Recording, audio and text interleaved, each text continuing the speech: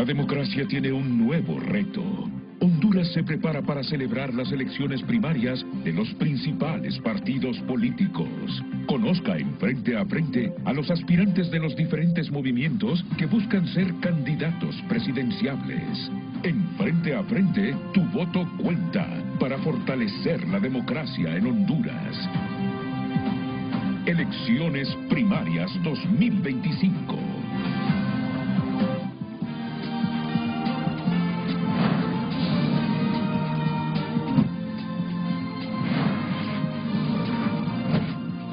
Desde el estudio José Rafael Ferrari en el Centro de Noticias Televicentro, para Honduras y el mundo presentamos el foro líder de la televisión en Honduras, Frente a Frente, con Renato Álvarez. El tema del día es presentado por Cementos Ultracel. Juntos construimos el futuro de Honduras.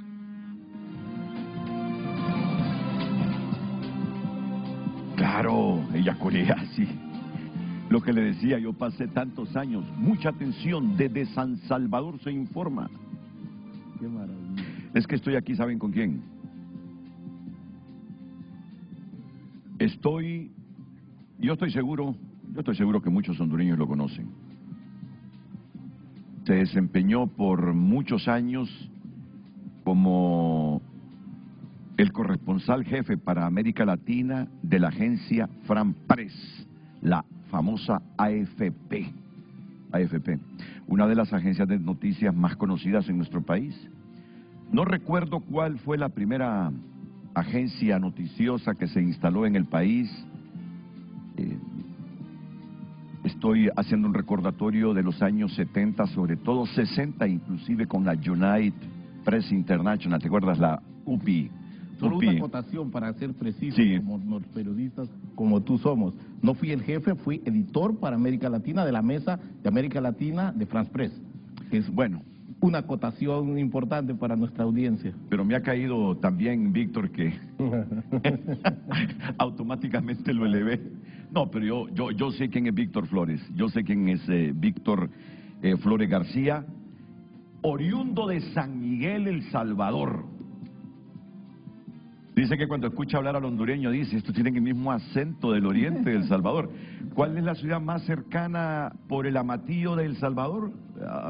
Que venden una sopa riquísima. Santa Rosa de Lima. Santa Rosa de Lima. Santa En el Rosa de Golfo. Lima. Sí, la gente del sur de Honduras viaja mucho a Santa Rosa de Lima. Hay mucho Sí. comercio entre Santa Rosa de Lima y los habitantes hondureños que viven en la zona sur del país. Así que de ahí es Víctor Flores García. Pero ha pasado buena parte de su vida profesional en México, Víctor. Bienvenido a Honduras. Gracias, Es un Renato. placer.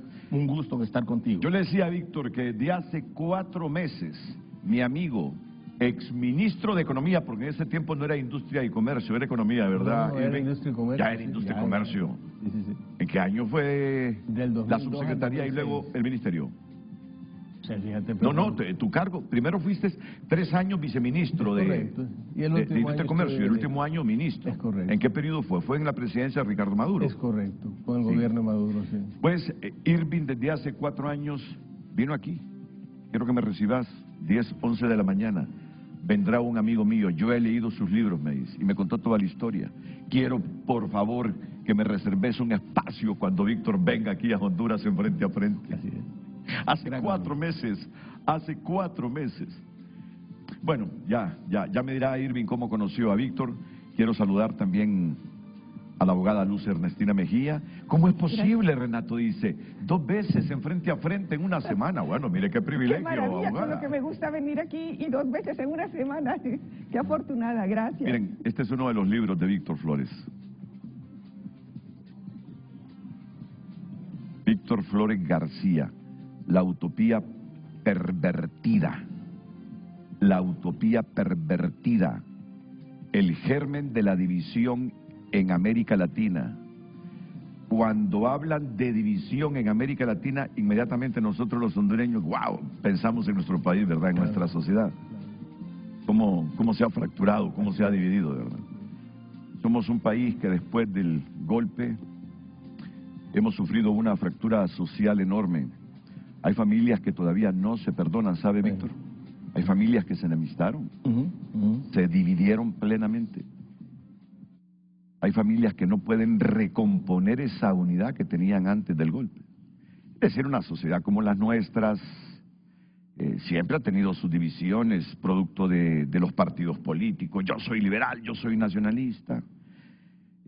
Cuando vienen los procesos electorales antes del golpe, habían enfrentamientos verbales, de vez en cuando algún problema de violencia, pero nunca fue sistemático. Las divisiones naturales en una sociedad, que unos son católicos, cristianos católicos, que otros son cristianos bautistas, testigos de Jehová y de todas las denominaciones religiosas. Pero después del golpe de Estado, el país quedó fracturado. Y luego los procesos electorales, como el 2017, nos dividieron aún más. Y entonces somos incapaces de consensuar absolutamente nada en Honduras. Tenemos un Congreso que solo se ha reunido 73 días, según el informe que nos brindó ayer el Consejo Nacional Anticorrupción. De 120 y tantos días que deberían estar sesionando, apenas se han reunido 73 días.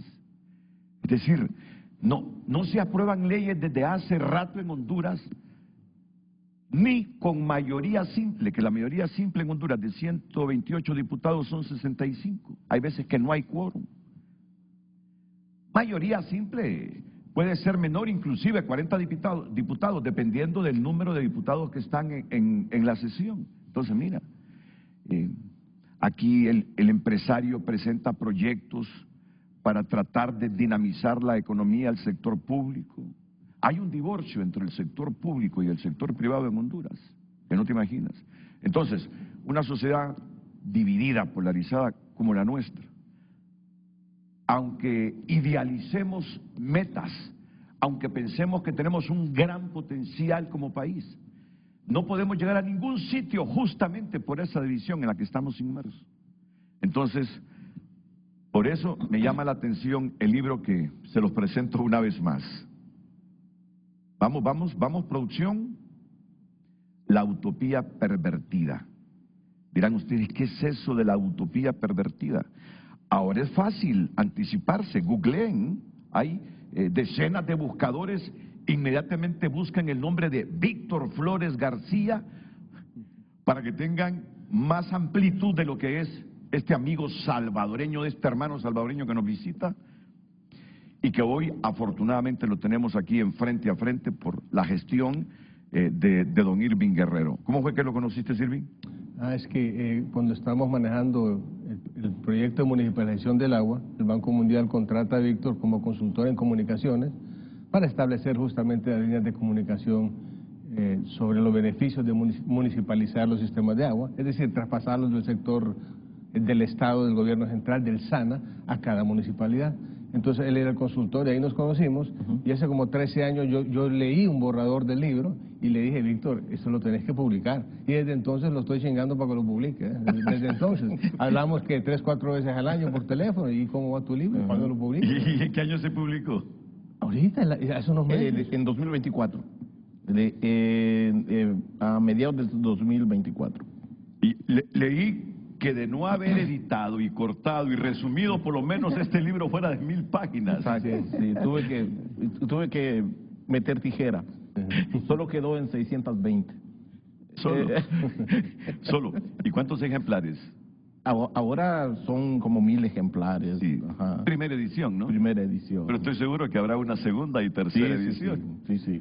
Puedo hacer el comercial en la librería Utópicas de Coyoacán, de la Ciudad de México. La pueden solicitar.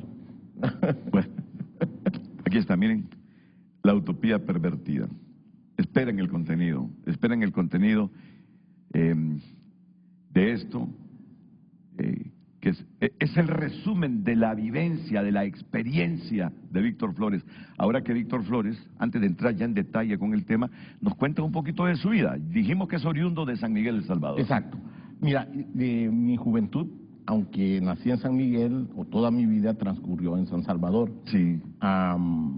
De joven estudié en la Universidad Centroamericana, en la UCA, con los jesuitas, en la generación de Ignacio Yacuría.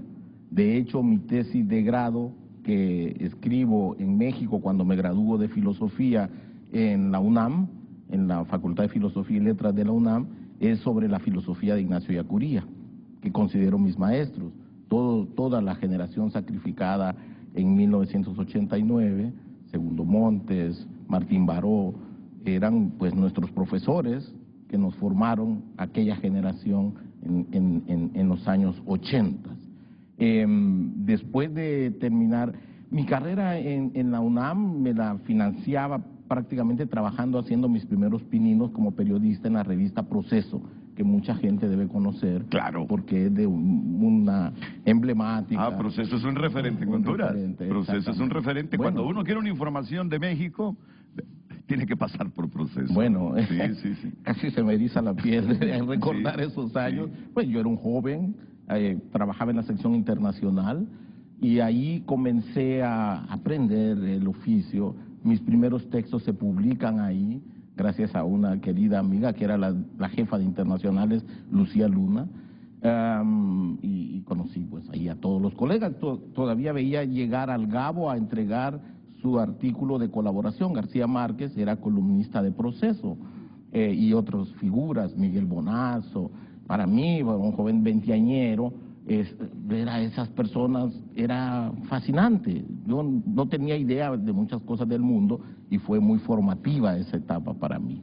Al mismo tiempo, estudiaba, mantenía mi vida académica, logré graduarme y gané una beca del World University Service para ir a estudiar un posgrado a Londres, a la City University.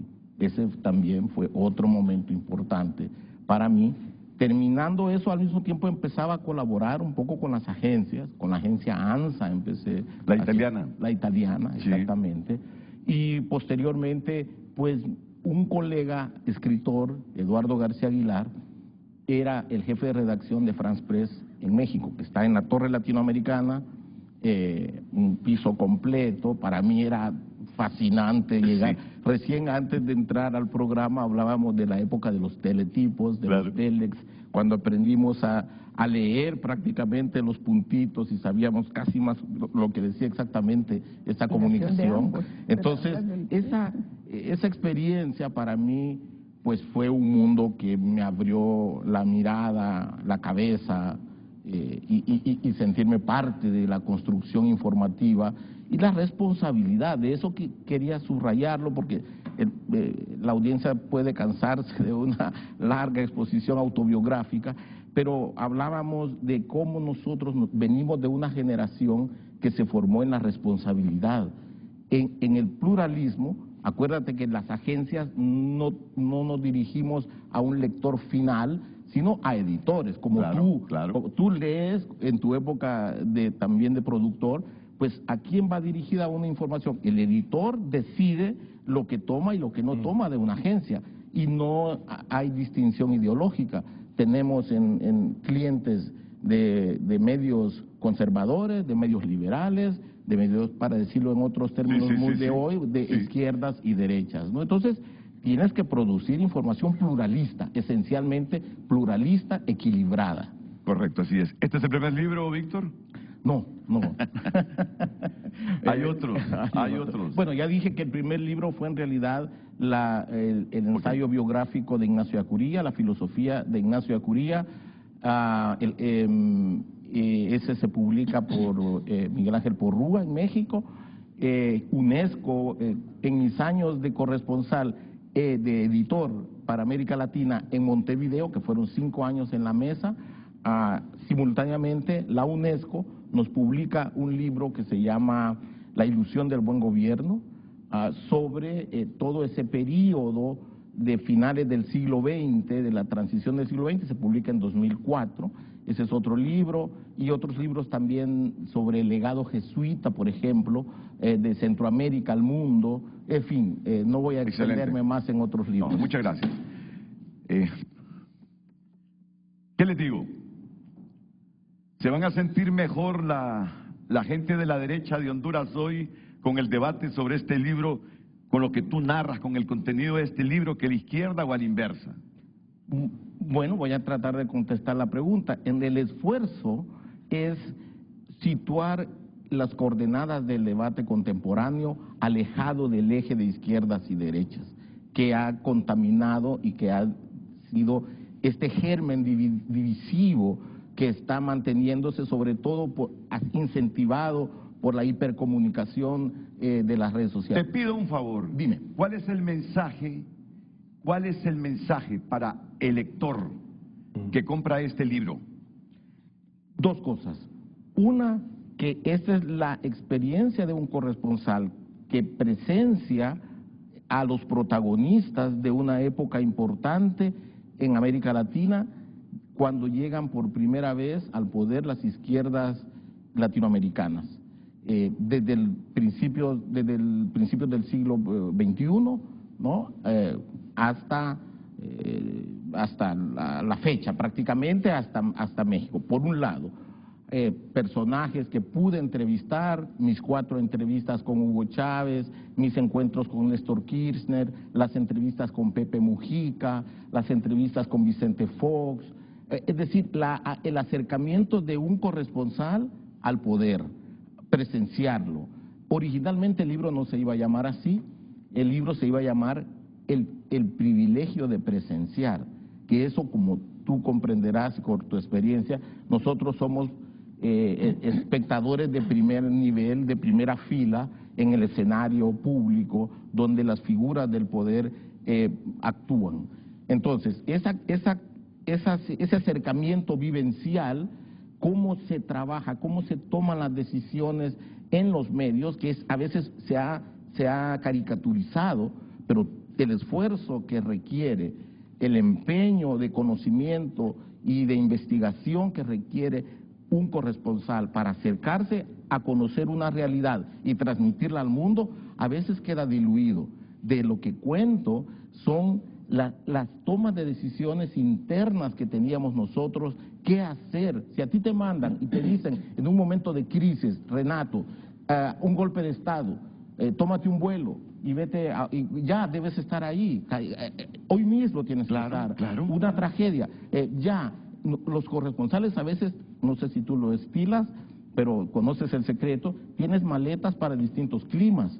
Si vas al frío, si vas a la selva, tienes que tener listo y tienes que pensar, porque no vas a agarrar la misma maleta para irte a un escenario geográfico diferente al otro. Claro. Tienes que estar preparado para tomar decisiones rápidas.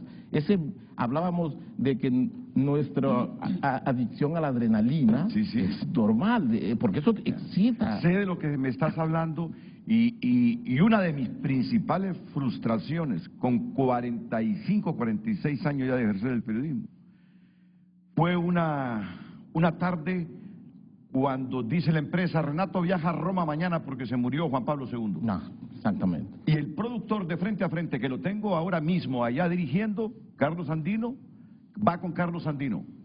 Tuvimos 10 días en Roma. ¿Saben qué?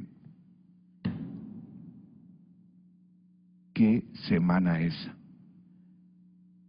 El peor trabajo de mi vida, esos 10 días en Roma. El peor trabajo, cuando yo me recuerdo de cuáles son mis frustraciones mayúsculas ejerciendo el periodismo. Ese viaje a Roma no salió nada bien. Nada bien. Esto más. Y no dormiste nada. Yo pasé un año frustrado. Un año que me iba a mi casa, trataba de conciliar el sueño y solo me acordaba por qué no salieron tan malas cosas y la cobertura en Roma. Comprendo. Bueno, dijo la empresa: no, mejor traigamos a estos. No están haciendo nada en Roma. Y envió la empresa a Nahum Valladares con otro periodista para que terminaran de cubrir el sepelio del Papa. ¿Qué fue lo que pasó? No, ese no es el tema central de este programa. Y nos estamos diluyendo mucho en cosas así. Sí. Mejor entrémosle ya. El segundo punto. Cuando yo escucho la utopía pervertida, Y está diciendo Víctor Flores que le hizo 4 entrevistas a Hugo Chávez. ¿A Carlos Andrés Pérez no lo entrevistaste? No, ya había fallecido. Ya había fallecido Carlos Andrés Pérez. Ah, no, estaba exiliado, fallece después, pero ya no estaba en Venezuela. ¿A Fidel Castro?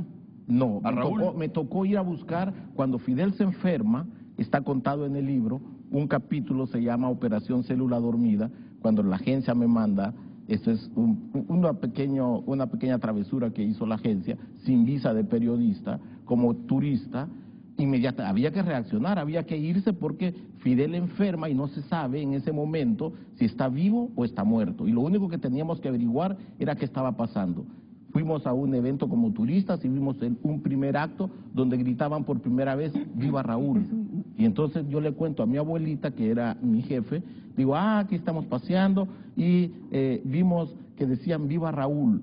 Por primera vez empezó a aparecer la figura de Raúl. A Fidel no lo entrevisté, pero estuve trabajando con esa misión de prácticamente reforzar al equipo de La Habana. A Pepe Mujica, sí. A Pepe Mujica estuve largas entrevistas con Pepe, una fascinante en el Congreso siendo senador, se tomó un termo de mate, varios cigarrillos, no voy a decir cuántos, pero bastantes. Fumaba bastante Pepe Mujica, sí, ¿verdad? Sí, él, toda la plana mayor de los Tupamaros, quien fue ministro de la Defensa, el ñato Huidobro, el ruso Rosenkov, que todos compañeros de cárcel del Pepe Mujica, es decir, cómo llegan estos veteranos encanecidos, calvos al poder, un poder con un estilo, que hay que decirlo, distinto en perfil con respecto a Chávez, es decir, la contraparte de la izquierda democrática. Eso es lo que quiero también enfatizar más adelante. ¿A Evo Morales? No, a Evo no. ¿Se está lanzando? A Kirchner sí. Se está lanzando de nuevo, por lo menos ya tiene la plataforma para lanzarse de nuevo a la presidencia de Bolivia. Sí, a Néstor Kirchner sí. A Néstor Kirchner lo conocí a través de Miguel Bonazo, cuando Miguel llega a recibir un premio de Casa de las Américas a la Embajada Cubana, me dice, te voy a presentar, Kirchner era gobernador en aquel momento, peronista naturalmente, del lado izquierda del peronismo, y me dice, este va a ser el próximo presidente de Argentina. Lo tomé como una broma, pero era la plena crisis de 2001, yo había llegado a cubrir la crisis del Corralito, si recuerdan. Sí, correcto. Y Miguel, a quien entrevisté, me dice, esta noche me dan un premio, acompáñame. Y estuvimos el embajador, Néstor Kirchner, Miguel Bonazo y tu servidor. ¿Y a Cristina?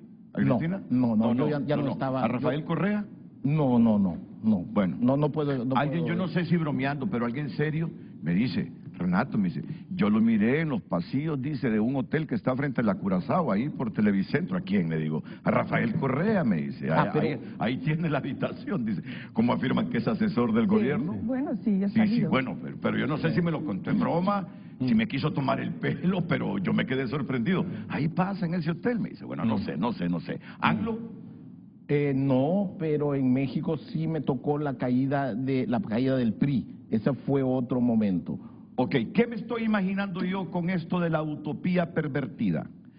Me dice Víctor, lea esto, hombre, para que usted ya tenga conocimiento de qué verse el libro. La utopía pervertida es una mirada documentada sobre las experiencias de un corresponsal extranjero en el despuntar del siglo XXI en América Latina y el Caribe. Durante 2 décadas el autor tuvo la privilegiada aventura de presenciar una era de vertiginosos cambios cuando un amplio abanico de izquierda llegó por primera vez al poder. Hugo Chávez en Venezuela. ¿Quiénes otros en esa época? Pues después llega Kirchner. Néstor Fernández, Néstor Kirchner. Pepe Mujica, antes Tabaré Vázquez. Tabaré Vázquez en Uruguay, correcto, sí.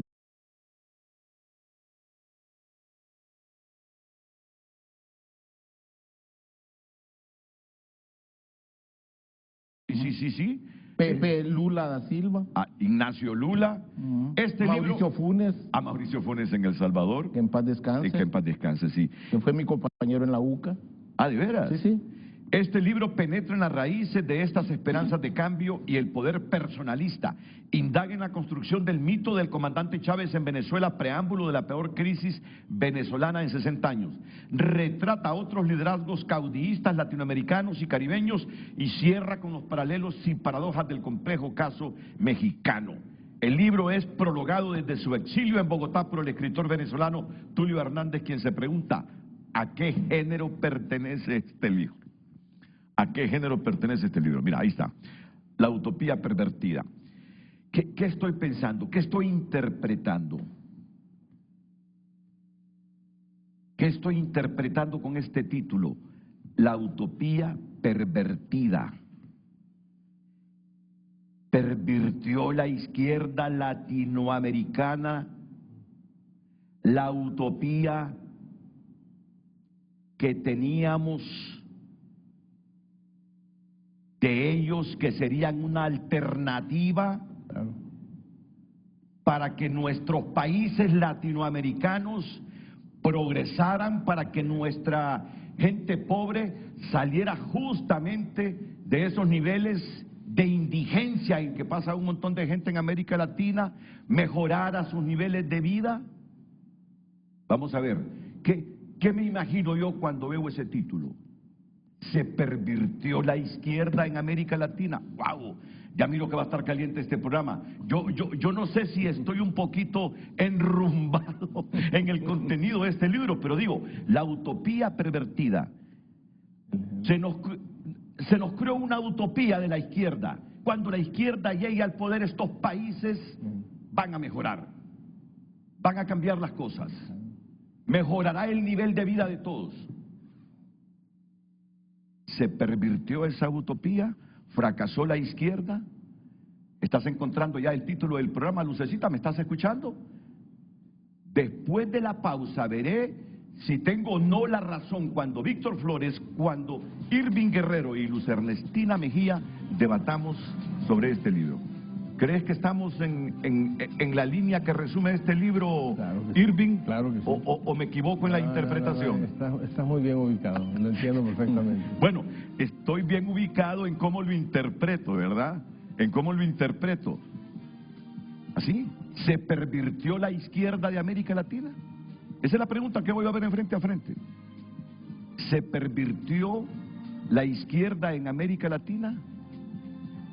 ¿O la utopía de la izquierda se pervirtió en América Latina? Así mejor, ¿la utopía de la izquierda se perdió en América Latina?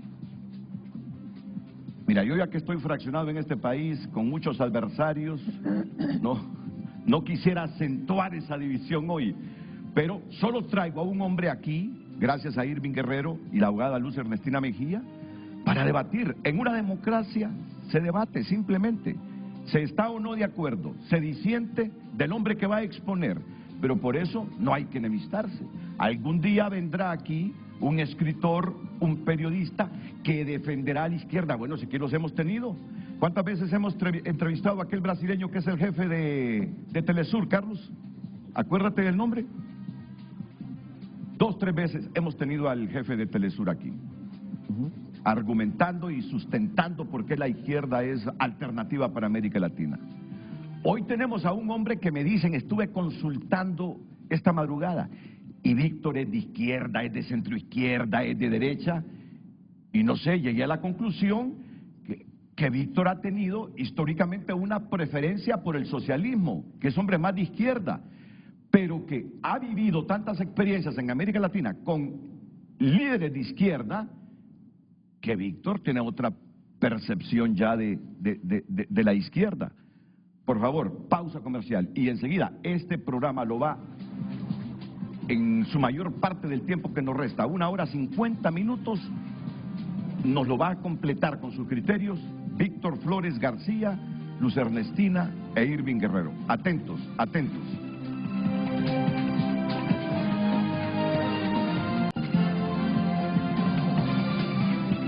Redes Sociales es presentado por La Curazao. Promofest. Aprovecha las mejores ofertas con Crédito Oportunidad y llévate lo que quieras al crédito con cuota preferencial.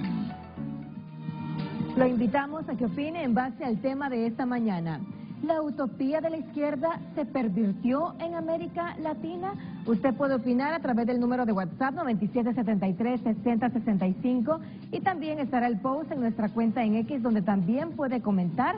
Nos encuentra como Frente a Frente HN. Permíteme, solo permíteme. La utopía, quiero ver la pregunta, ¿la utopía de la izquierda se pervirtió en América Latina? No sé si eso fue lo que te sugerí. Es que mira, estamos con un ex editor de una agencia de peso en el mundo de la France Press. Yo estoy seguro que este hombre es corrector de estilo, este hombre maneja la redacción pero a la perfección. Y no sé si aquí le estamos pervirtiendo el título del libro. Por eso, Víctor, ayúdanos. ¿Te parece que hay alguna perversidad, pero por ingenuidad de nosotros al momento de titular el programa? Bueno, no, podemos abundar sobre esto, pero enfoquémonos también en el subtítulo que me señalaba Irving, que le había parecido... El germen de la división en América Latina. Exactamente. Es que también. lo uno conlleva lo otro. Así es. Lo uno conlleva lo otro. Exactamente. Pero ¿te parece que está bien elaborado, construido esa pregunta como título del programa? Es una pregunta. Como pregunta está abierta. ¿La utopía de la izquierda se pervirtió en América Latina? Alguien puede decir que no y alguien puede decir que sí. Correcto. ¿Pero la construcción te parece? Me parece. No estamos alterando ni manipulando el título de tu libro, La utopía pervertida. En absoluto. Excelente. Y si se tiene en cuenta el subtítulo, mejor. Sí, es que... Aquí está el libro. Víctor Flores García. La utopía pervertida. El germen de la división en América Latina. Esto es lo que más le gusta a Irving Guerrero, porque cree que el país necesita hablar sobre la división que sufrimos en este momento. Entonces, bueno, está bien, Lucecita, has pasado la prueba, has pasado la prueba. Mire, Lucecita, usted es que la pasó, dice. ¿Ah? Desafiante la Lucecita, pero me gusta, me gusta. La utopía de la izquierda se pervirtió en América Latina. Bueno, entrémosle, Víctor. Vamos. Mira, Redes sociales fue presentado por La Curazao. Promofest. Aprovecha las mejores ofertas con Credi Oportunidad y llévate lo que quieras al crédito con cuota preferencial. Picamos la cresta a los bots. Estamos de nuevo en el aire. ¿Se pervirtió la izquierda en América Latina? Hay un sueño, digamos, histórico, hay una ilusión inmensa construida durante décadas. La expectativa de cambio siempre fue movilizador, ¿no? Nosotros pues, venimos de generaciones que observamos, fuimos protagonistas de momentos de cambio importantes en Centroamérica, en América Latina, y sabemos lo que es esa construcción utópica.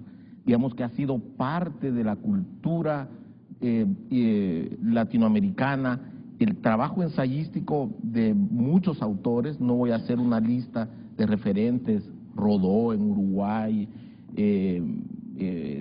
Sarmiento en Argentina, Vasconcelos en México.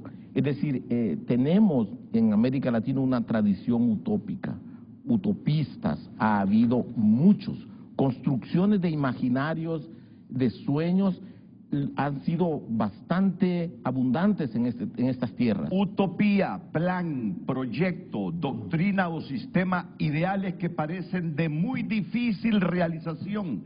Concepto, definición de la Real Academia Española. Utopía, plan, proyecto, doctrina o sistema, ideales que parecen de muy difícil realización.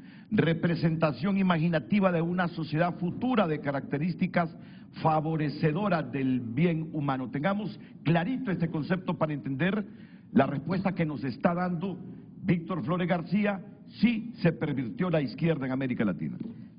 A continuación, el primer ejemplo histórico que viene a la mente es Cuba, porque fue el único desde los 60 de consolidar un proyecto de poder. Desde entonces hubo una brecha sin la posibilidad de que la izquierda gobernara. La izquierda siempre fue contestataria, la izquierda siempre fue alternativa, siempre fue en la marginalidad.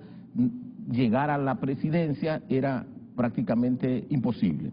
cuando comienzan a llegar una ola de presidentes de izquierda, de centroizquierda, de todo el espectro de las izquierdas, me gusta ponerlo en plural. Muy bien. Es muy importante no hablar de izquierda y derecha. Hay derechas con S e izquierdas con S. Y más adelante vamos a ver por qué hago esta distinción que es importante. Cuando decía que la polarización ha diluido estos matices tan extensos en la formación de las izquierdas, es porque ante el problema del poder no se distingue entre el poder democrático y el poder autoritario que se ha ejercido. Por lo tanto, no sé si lo dije antes, pero lo vuelvo a mencionar, te lo vuelvo a mencionar a ti, a Irving, y también le decía eso más temprano, cuando veníamos para acá, que imaginando un plano cartesiano, en el eje de las X, como nos enseñaron en la escuela, podríamos poner todo el espectro de izquierdas y derechas, pero también en el eje de las Y, que ahora es el predominante, vemos que hay democracia y autoritarismo. El verticalismo, izquierdas, nos arroja que hay izquierdas autoritarias e izquierdas democráticas, derechas autoritarias y derechas democráticas. Por ahora me voy a quedar ahí, no voy a ponerle apellido o no me voy a dirigir a alguien, pero cada quien va construyendo, allá nuestra audiencia que nos está escuchando, va construyendo en ese plano donde va colocando a las distintas opciones. Creo que en este momento la gran disyuntiva está en el eje de las Y. Si hay izquierdas democráticas que consolidan la participación, que buscan consensos, nuestros países no tienen recursos para andarlos perdiendo en la división. Esa es la tragedia latinoamericana. La división lo que ha conducido es a desperdiciar los escasos recursos intelectuales, políticos, sociales, económicos inclusive, que hay para enfrentar los desafíos. Estos países no se pueden dar el lujo de desperdiciarse en la división. Y esa constante confrontación que ignora al otro y lo busca arrinconar, excluir inclusive del sistema político, es destructiva. Ahí ha comenzado la perversión de la utopía. Hasta ahí lo voy a dejar. Es lo que estamos viendo ahorita. El gobierno no se puede sentar con el COEP a ponerse de acuerdo en un plan de creación de empleo. Es ridículo. El Congreso no puede pasar leyes, ni siquiera se pueden sentar, porque ni siquiera pueden lograr quórum. Y como tú bien dijiste, 73 días al año trabajan y el resto no trabajan por esa misma división. Entonces, en realidad, el germen está aquí. Aquí ya estamos contaminados de esa división, como tú bien dijiste al principio. Las familias divididos, los que creemos que somos de libertarios por un lado, los nacionalistas por un lado, los liberales por otro lado, y la izquierda que gobierna queriéndonos obligar a un modelo. Tú acabas de ver cómo retrocedieron con el tema de la extradición. Ya viste cómo el general Roosevelt tuvo que también retroceder porque quería coartar la libertad de expresión de un periodista. Entonces es lo que estamos viviendo ahorita en vivo y a todo color. ¿Tú sos libertario, Irving? Yo soy libertario, claro. Entonces veo en ese eje que plantea Víctor una pequeña diferencia. No solo es izquierda, derecha, ni autoritarismo y democracia, sino que libertades individuales. Porque los socialistas, que yo sé que ustedes tienen corazoncito socialista, se olvidan que la Constitución garantiza los derechos del individuo. Libertad de expresión, libertad de asociación, todas esas libertades son del individuo. Y el socialismo nos lleva a clasificarnos en categorías. Ah, tú eres pez, tú eres afroamericano, tú eres pobre, tú eres rico, tú eres empresario, y eso es un error. Entonces, por eso yo veo en la filosofía libertaria una verdadera opción de cambio.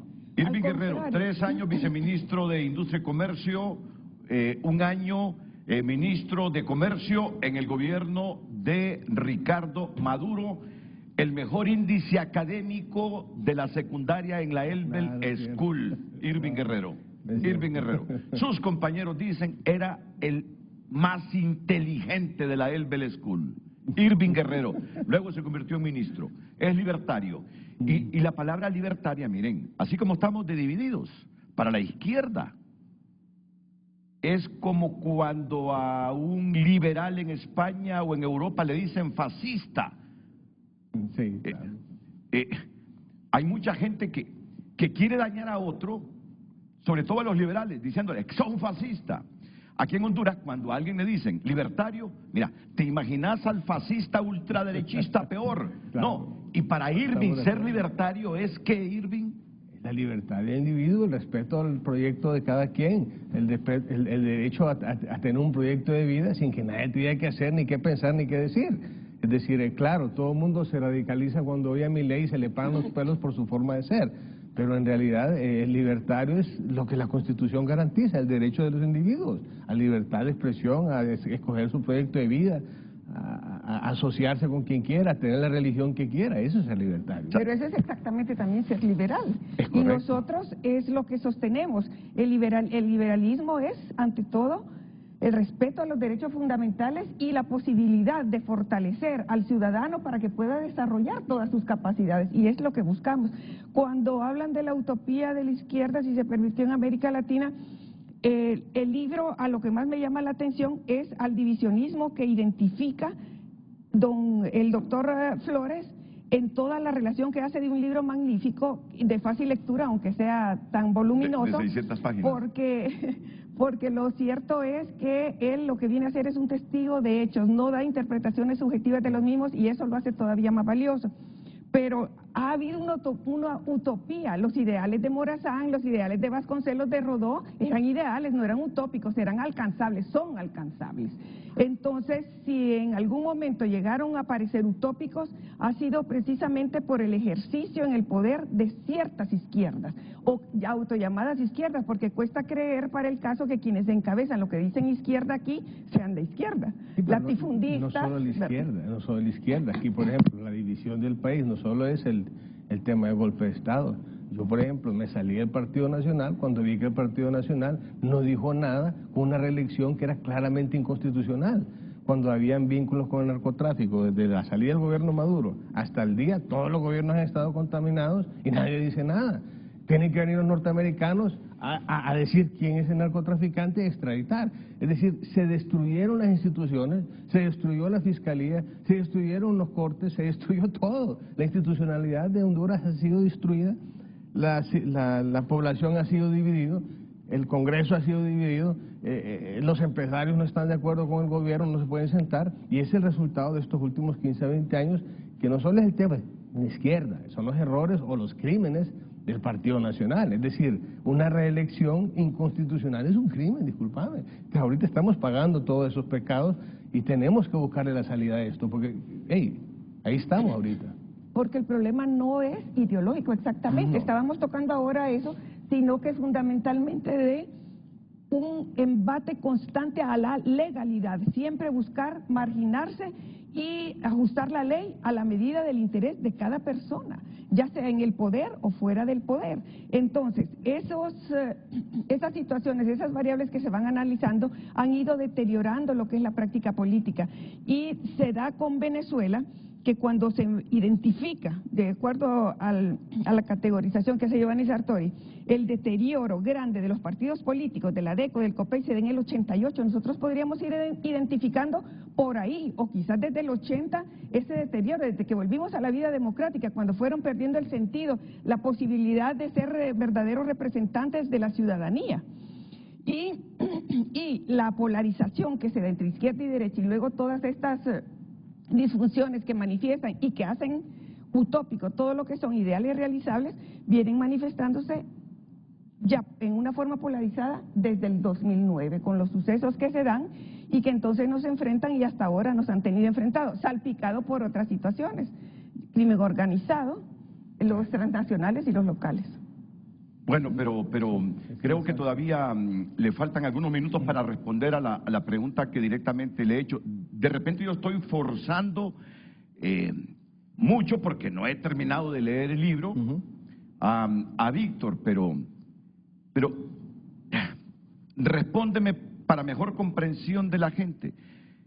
Tú hablas de izquierdas, no todas las izquierdas en América Latina las podemos encostalar en el perfil de Hugo Chávez o Nicolás Maduro. Naturalmente. Así es. Exactamente. Una imagen que me sirvió en aquellos años de cobertura fue contrastar el estilo de militar autoritario que tuvo Hugo Chávez con otros tipos de liderazgo que yo ya había conocido en Uruguay, como he mencionado en mis encuentros con los ex tupamaros del Frente Amplio de Uruguay, como Pepe Mujica, como Huidobro, como Rosenkopf, etcétera.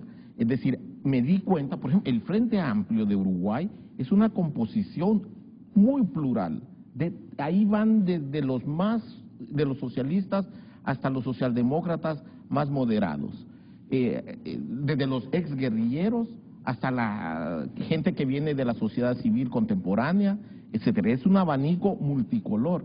El Frente Amplio, para ponerse de acuerdo, tenía que pasar todavía muchas negociaciones internas, pero eso, Renato, está en la cultura política uruguaya. Esa es otra parte de la respuesta.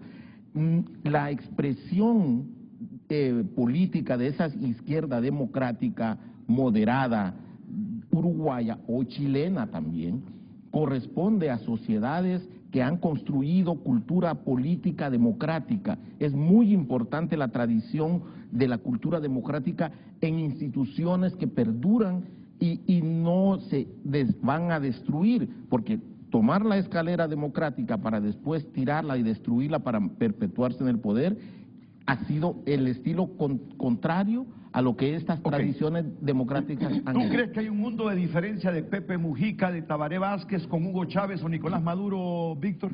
Creo que sí lo hay. Digamos, no es un abismo, pero es importante la distinción en que tienen otro talante.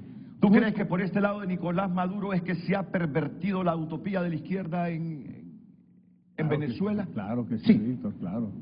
Sí. Ahí lo dejo. Y de ahí viene Cuba, y Venezuela, y Nicaragua, y Honduras. Estamos montándonos casi, parece que estamos montados en el mismo barco. Es fundamental hacer acopio de lo que es la historia, que básicamente es la gran riqueza que nos ofrece, entre otros aspectos, del doctor Flores en este libro. Cuando no podemos dejar de entender a Hugo Chávez como un referente de cualquier análisis que aguante la izquierda, la practicante y la que ha venido desarrollándose hasta la actualidad. Maduro es en este momento, pero el fundamento todo es Hugo Chávez. Cuando Hugo Chávez en 1992, junto a otros 4 tenientes coroneles, dan aquel golpe de Estado, Hugo Chávez no era de izquierda. Simplemente era un ciudadano enardecido por los excesos y abusos que tenía la clase política en ese momento. Cuando se da la gran polarización que ya se manifiesta en el 93, un año antes que habían dado ellos el golpe de Estado, el pueblo lo justificó. ¿Por qué? Porque quienes estaban en el poder, Carlos Andrés Pérez en su segundo mandato, y el deterioro que habían venido teniendo COPEI y los ADECO en el ejercicio del poder, daba como resultado que el pueblo lo rechazara. Una corrupción, un mal manejo de la administración pública, excesos por doquier. Entonces, ¿qué pasó? Que cuando le comentaba, doctor, el libro de la periodista Ángela Sago, que sale en el 94, con entrevistas que le había hecho a Hugo Chávez en la cárcel, ella refleja también lo que ya se estaba dando adentro, tierra adentro de Venezuela, una idolatrización de Hugo Chávez, el hombre bueno que los iba a salvar. ¿Por qué? Porque Hugo Chávez era puro idealismo.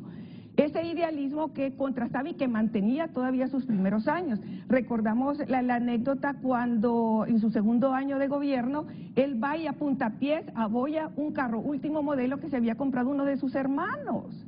Eso ya era un contrasentido, una cosa totalmente ajena a los ideales que lo llevaron a él a sacrificar y sobre todo a sus otros compañeros.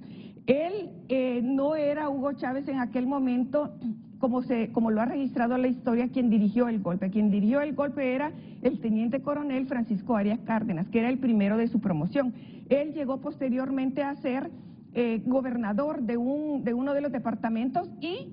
¿Usted quiere ponderarme la figura de Hugo Chávez, Luz Ernestina? No es ponderar, sino que no se puede obviar que ese es el hilo conductor que trajo hasta acá, y cómo ahí se manifiesta el deterioro de esa izquierda, que empezó con un idealismo sustentado hasta llegar a degenerarse en una vinculación con crimen, con el narcotráfico. Inclusive usted puede diferenciar entre Hugo Chávez y Nicolás Maduro, ¿quién era más idealista y de buenas intenciones? Totalmente. Al inicio, Hugo Chávez tuvo todo el idealismo y todas las intenciones que lo hicieron captar. Creo que a él, como a otras izquierdas, lo fue deteriorando el ejercicio del poder.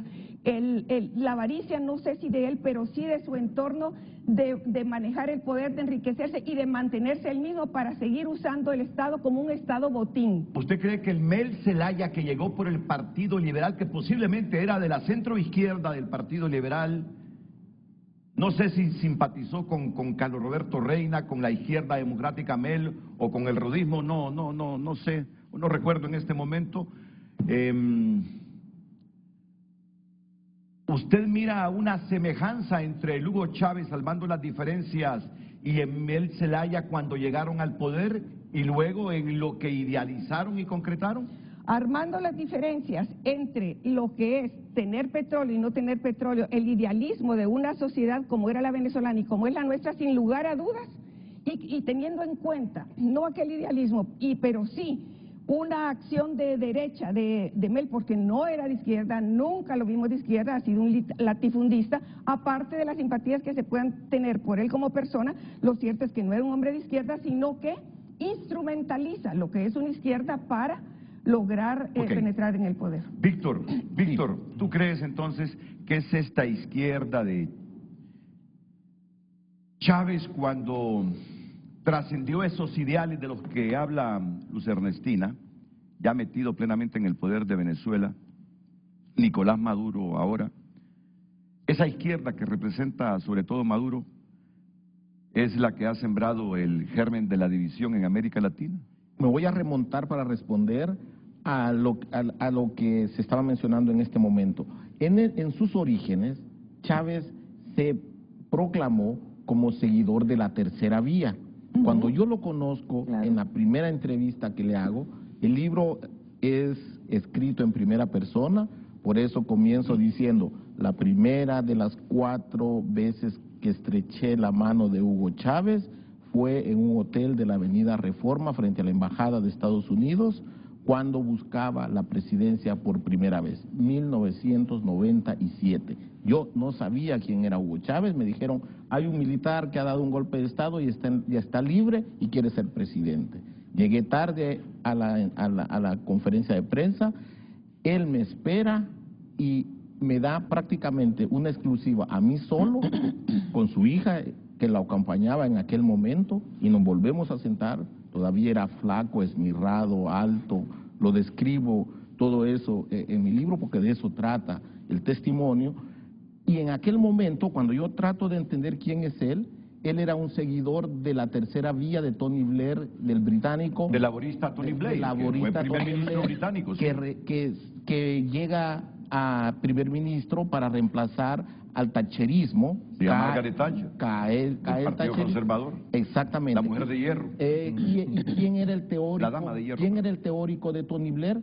Anthony Giddens, el sociólogo británico de la tercera vía, que se trata para nuestra audiencia que dice qué es eso de los años 90, la tercera vía, pues él trataba de ser una síntesis para renovar la socialdemocracia con los valores del liberalismo político y los valores de la socialdemocracia, hacer un modelo equilibrado que fuera, como dice su definición, una tercera vía entre los polos. Eso es, y Chávez lo decía.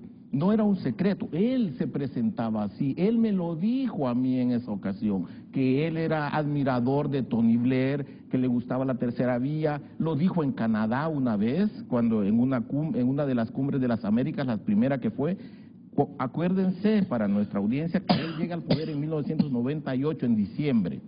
98 se cumplían 40 años de democracia y de alternancia en el poder en Venezuela, que había comenzado con la caída de la dictadura de Pérez Jiménez en 58, 40 años de consolidarse como una democracia estable, próspera en cierto modo, que había descuidado los temas de desigualdad y había tenido problemas graves de corrupción. Esos dos ejes, la corrupción y la desigualdad, estaban en el discurso de Chávez, pero no hacía ninguna propuesta de ninguna naturaleza socialista.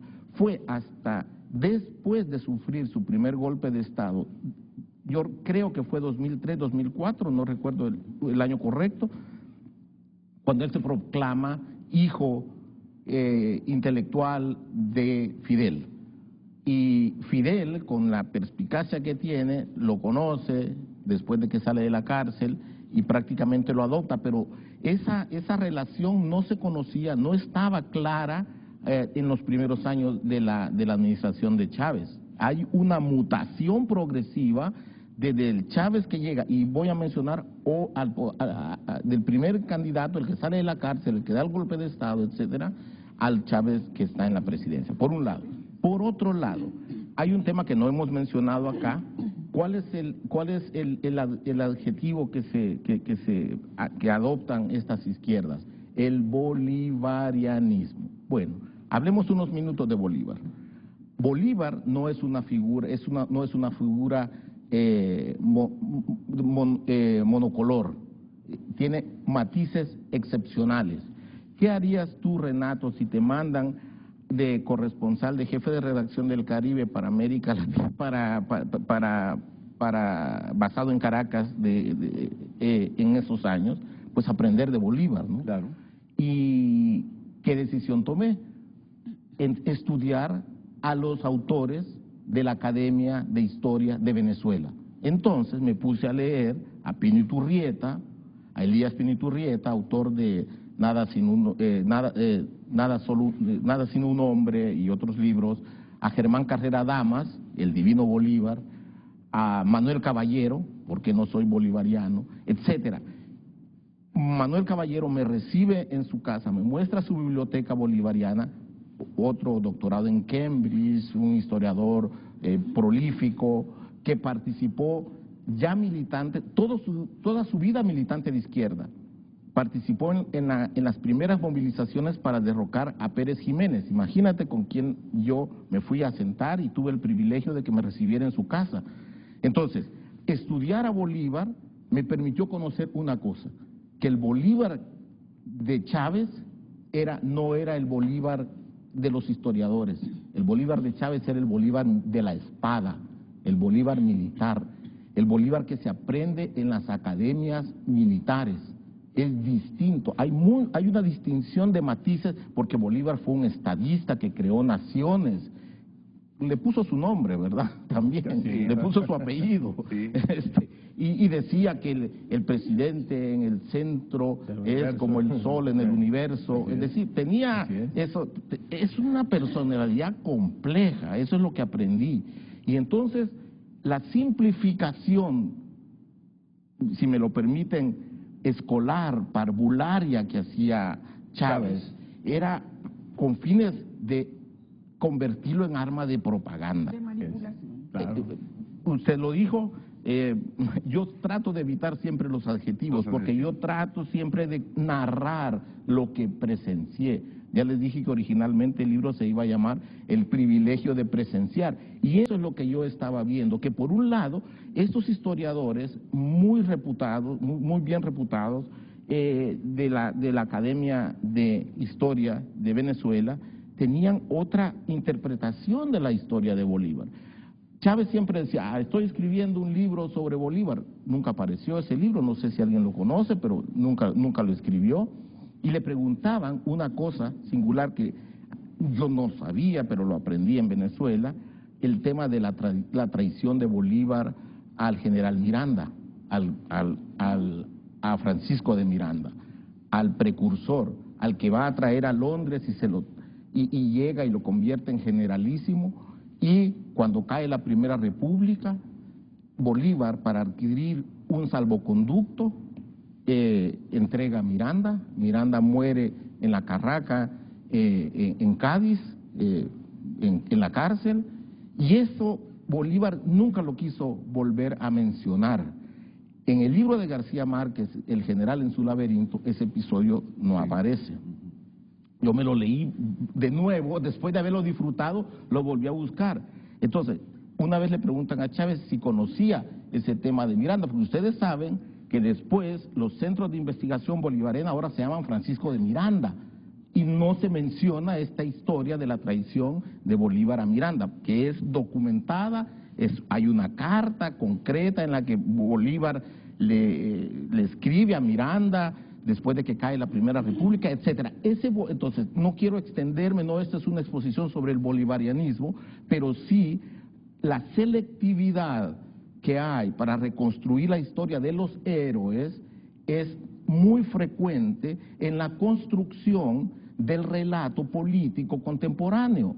Se rescata a Juárez, a un Juárez, se rescata al general Artigas, a un general Artigas, a un Bolívar.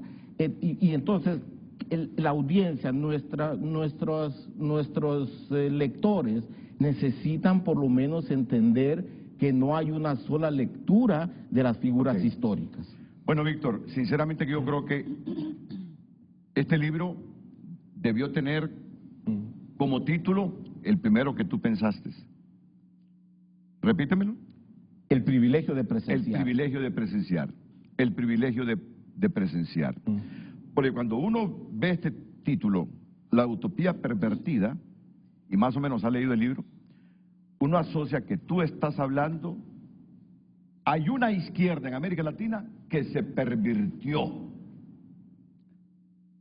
Hay una utopía que se pervirtió. Promovida por la izquierda.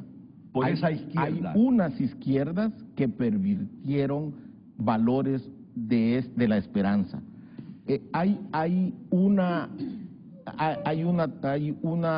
un deterioro del proyecto utópico que lo podemos ver. Mira, yo siempre hablo con datos. ¿Qué país tiene la tercera parte de su población fuera por razones políticas? 8 millones. Eso es un retrato brutal. No tienes que dar mucha explicación. La explicación se la tiene que buscar la audiencia, el lector, la gente. No nos corresponde, y tú lo sabes, a nosotros como periodistas dictaminar nada. Esto no es ningún dictamen. Esto es un retrato, es un portrait, un fresco multicolor.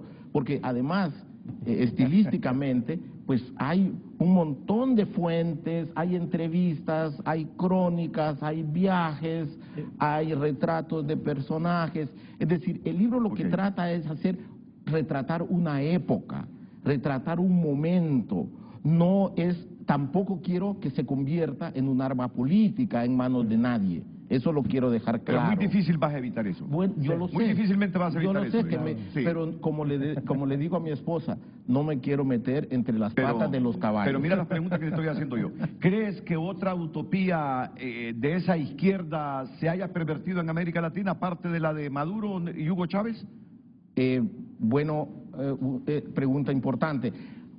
Creo que todo el entorno alrededor del chavismo, los que consideran que el chavismo no ha cometido los errores que estamos mencionando acá, sus falencias, su autoritarismo, la exclusión de la oposición, la destrucción deliberada de la oposición, el enfrentamiento destructivo del otro, quien no lo ve así, son los seguidores de esa forma de ejercer el poder. Tú estás hablando de Nicaragua, tú estás hablando de Cuba, tú estás hablando de Venezuela, y muchos vemos en Honduras esa tendencia. Lo que pasa es que tú no lo quieres decir. No, tú estás hablando de Cuba. Sí, pero lo estás diciendo, pero no lo quieres decir. Ya te lo preguntaré a ti. ¿Tú crees que Cuba, que no podemos desconocer la medicina preventiva, los avances en educación, eso uno no lo puede desconocer? Correcto. Pero ¿tú crees que es razonable que todavía se diga que Cuba no progresó económicamente? Viendo lo que está pasando en Cuba, que pasan sin energía eléctrica. Fracaso completo. Dime, eso déjalo para el tercer mundo. Eso déjalo para el tercer mundo, que por corrupción, por falta de visión, no arreglamos nuestros sistemas eléctricos. Pero ya lo de Cuba es que pasan varias horas al día sin energía, en la madrugada, en el día. Entonces, ¿tú crees que se puede justificar que Cuba no progresó económicamente por el bloqueo económico de los Estados Unidos, o es el sistema, o es esa izquierda que que no da el ancho en América Yo creo Latina. que es el ejemplo clásico de la fascinación por el caudillismo en América Latina. Claro. De líderes todopoderosos centralizados en la figura de Fidel. Nosotros crecimos admirando a Fidel, tú y yo, y algunos acá supongo también, y muchos de los que nos están observando en este momento. Pero normalizamos que un caudillo tropical se haya mantenido toda su vida en el poder. ¿Es normal eso? ¿Eso es lo que nos gusta? ¿Eso es lo que queremos buscar en otros países? Lo dejo nada más como pregunta.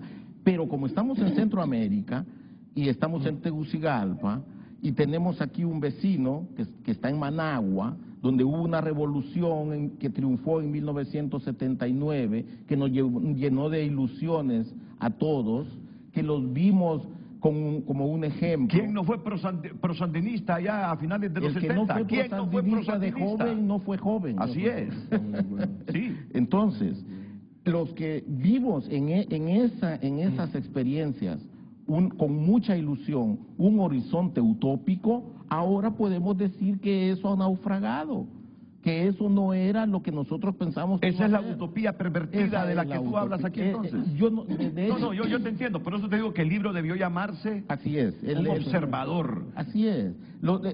Si tú quieres, el editor me propuso el título después de leerlo. Pero entonces y me te gustó. arriesgas que cuando te entrevistan, No muchas tengo- preguntas salen derivadas del No título. tengo problema, Sí. porque tengo mis propias ideas que no son el motivo del libro.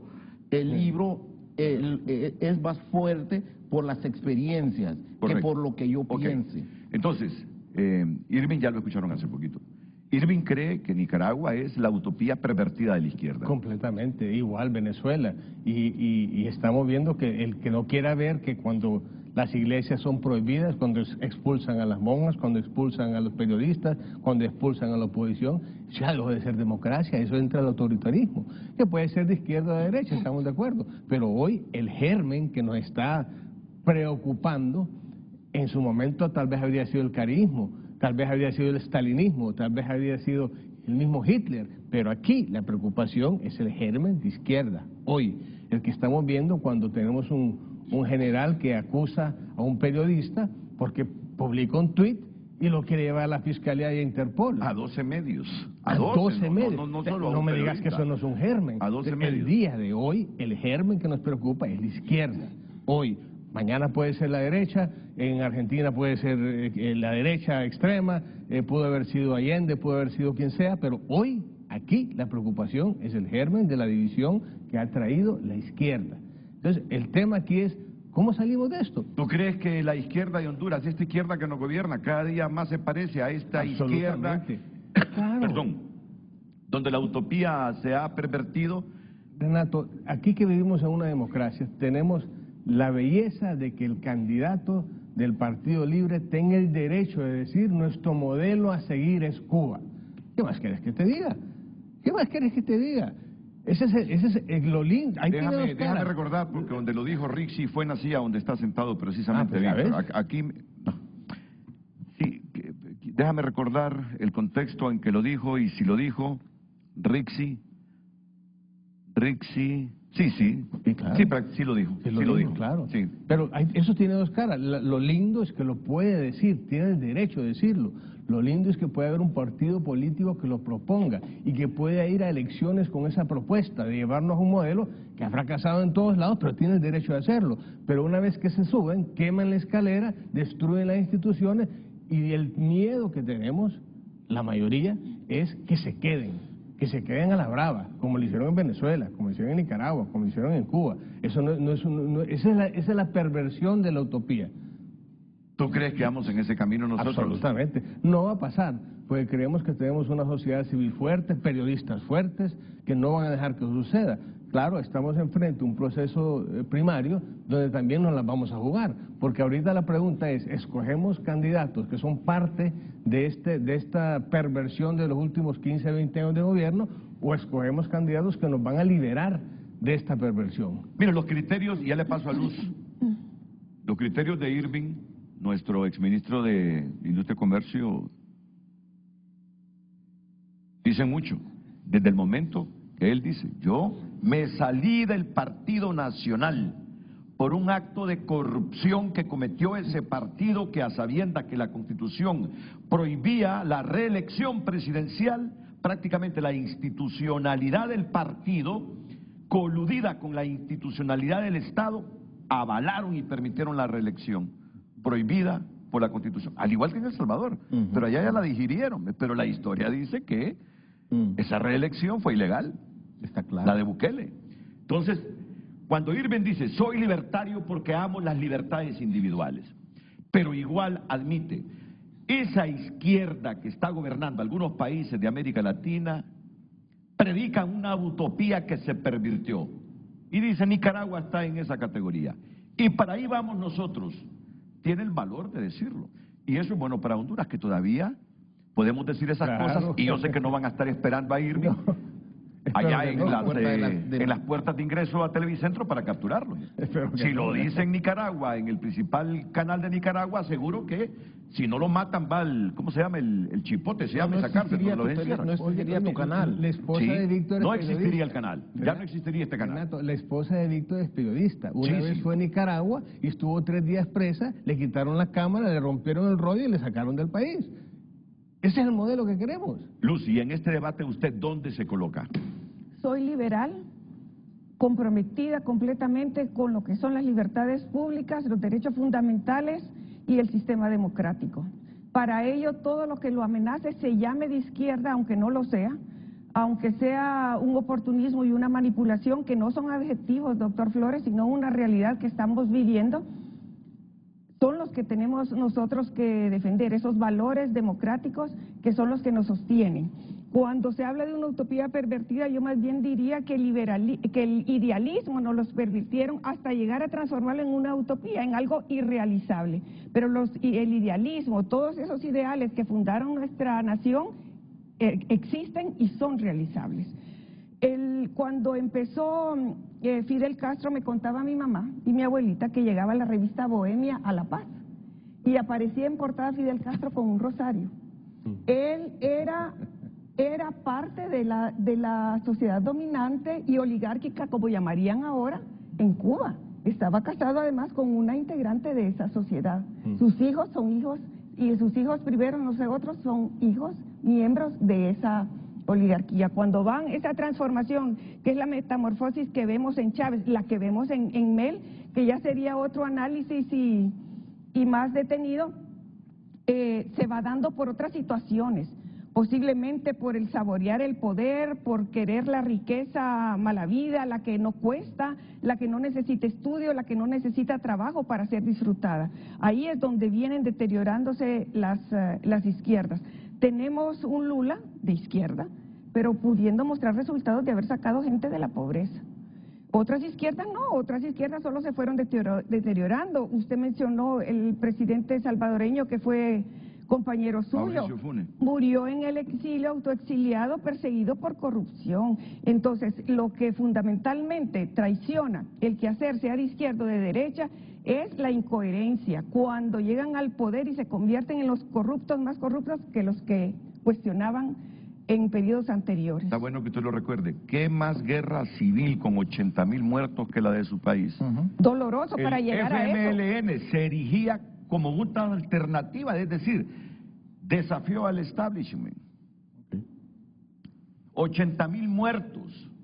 Era la alternativa de la derecha, de Armando Calderón Sol, de Alfredo Cristiani, de toda esa derecha salvadoreña.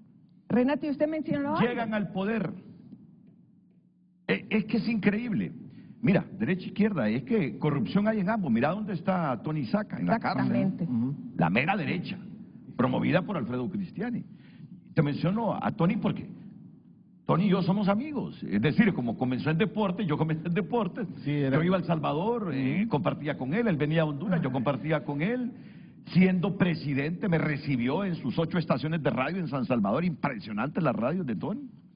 Pero mira, lo acusaron, lo imputaron de corrupción y está en la cárcel. Pero la alternativa, el FMLN, los guerrilleros que pelearon por demostrar El Salvador que la derecha no merecía gobernar, tuvieron la oportunidad, después de los acuerdos de paz, de llegar al poder. ¿Y el sandinismo? Pero estoy con El Salvador, mira, Sí. ¿dónde está Pero Salvador es lo mismo. Sánchez Serén? Huyendo de la justicia de El Salvador. Terrible. Ahí está en Managua, protegido por Ortega. ¿Dónde está en este momento Mauricio Funes? ¿Sabes qué me decía una representante de Naciones Unidas salvadoreña que trabajó aquí?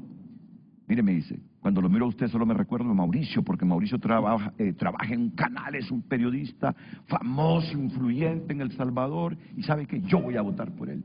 Pero, ¿dónde quedó Mauricio? Huyendo de la justicia de El Salvador por actos de corrupción. Murió en Managua. No sé si lo llevaron no, lo enterraron en Managua. Ahí se quedó. Lo enterraron en Managua. Entonces, ¿dónde quedó esa izquierda alternativa que desafió al sistema con 80,000 muertos? Quedó igual o más pervertida y más corrupta que la propia derecha. Atrapada en la Qué bueno que corrupción. mencionaste Ese ese es ejemplo, el punto. porque en el libro Ese es el punto. hay un capítulo dedicado a mis encuentros con Mauricio, y los voy a mencionar en este Después de la pausa. pasaje. Después de la Adelante. pausa. Usted Lo quería... hacemos. Sentí que... No, era lo del ok. sandinismo que Vamos había a la pausa. similar.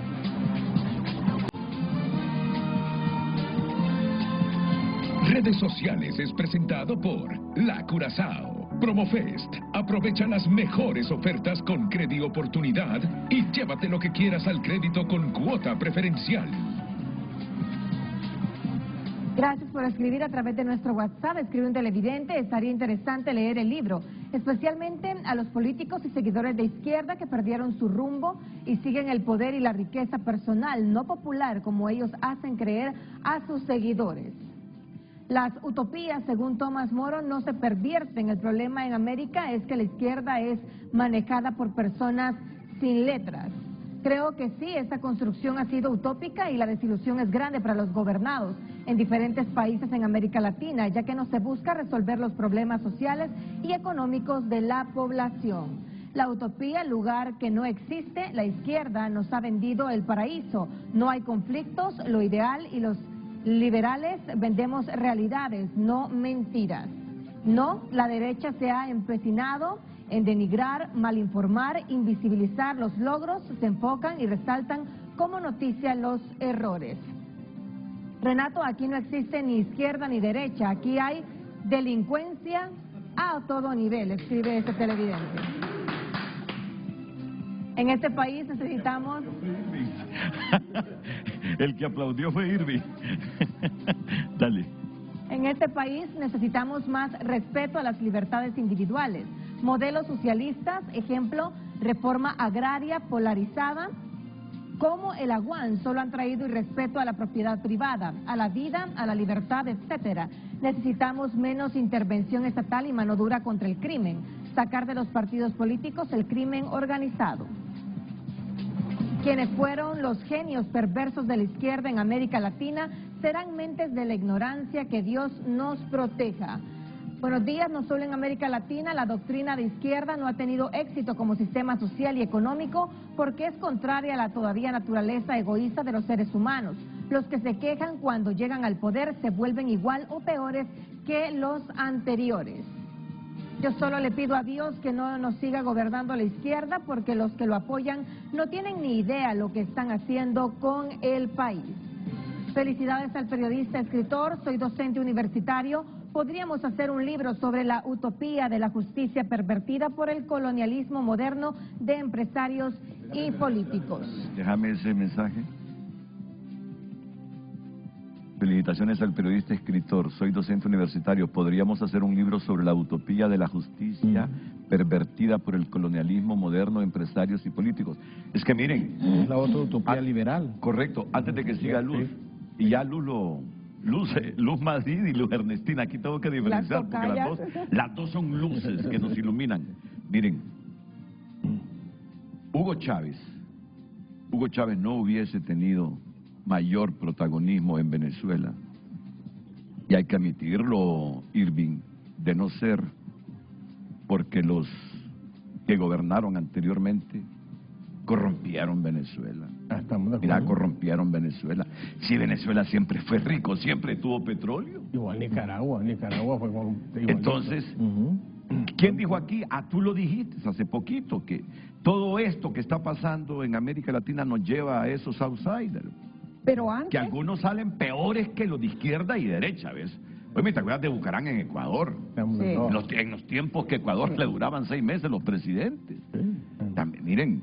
Hablando de Ecuador, en el libro, uno de los personajes, como no entrevisté a Correa, entrevisté largamente a Alberto Acosta. Sí. Alberto Acosta, si lo ubican, fue el inspirador, el teórico del movimiento ciudadano que encabezó Correa. Llegó a ser presidente del Congreso, que allá es, creo que es Asamblea Nacional, igual que aquí es Asamblea Nacional, ¿no? Sí, Congreso Nacional. Congreso Nacional. Bueno, el líder del legislativo, y me cuenta, perdón por esa digresión porque mencionaste Ecuador, me cuenta Alberto Acosta que el movimiento de Correa se funda en su casa, y me dice, en mi casa el comedor tiene 8 sillas y a veces no llenábamos la mesa. Esto quiere decir que se reunían entre 5 y 6 personas, con Correa siendo en aquel momento un académico, intelectual, con formación en Estados Unidos, etcétera, y Alberto también con una formación en Alemania, como en temas de energía, experto en ecología, promotor de no sacar el petróleo de Yasuní, de la selva de Yasuní, dejarla en la tierra, adquirir bonos para que Ecuador no siga destruyendo la selva por la industria petrolera. Es decir, a estas figuras muy visionarias fueron anuladas posteriormente por el caudillismo personalista de Rafael Correa. Pero eso se dio en todos. En Cuba, un Camilo Cienfuegos siempre será recordado.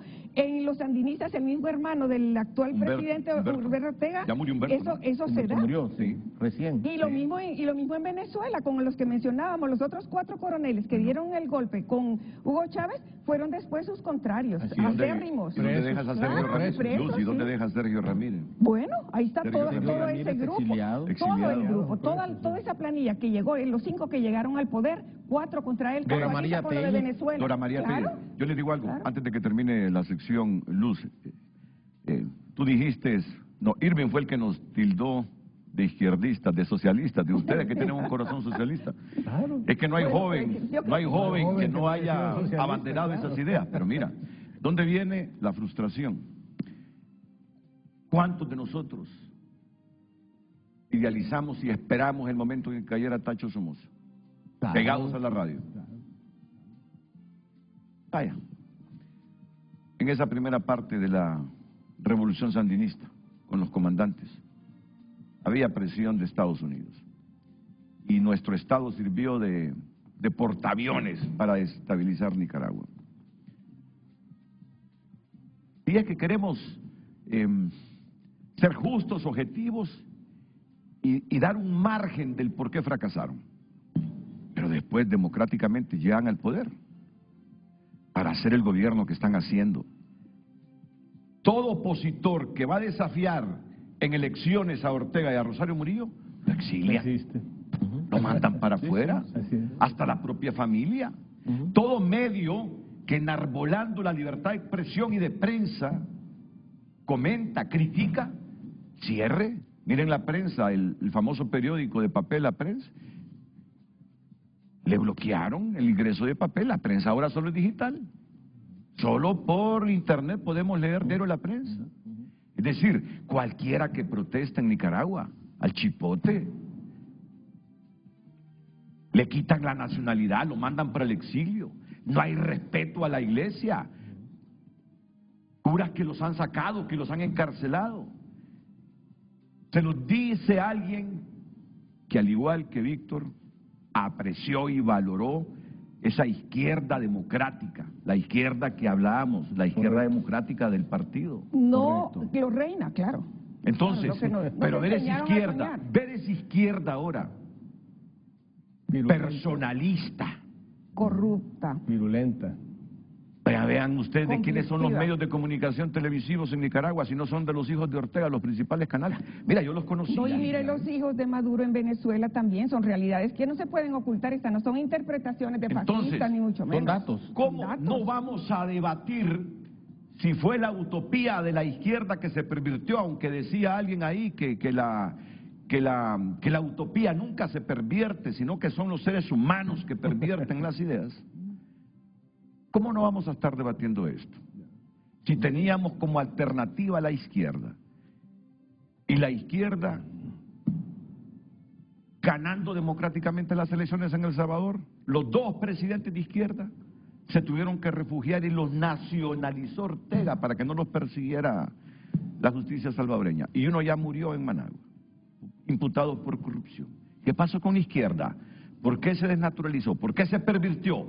¿Por qué demostró ser igual de corrupta que gobiernos de derecha? Es que esas son las preguntas que nos estamos haciendo en este momento.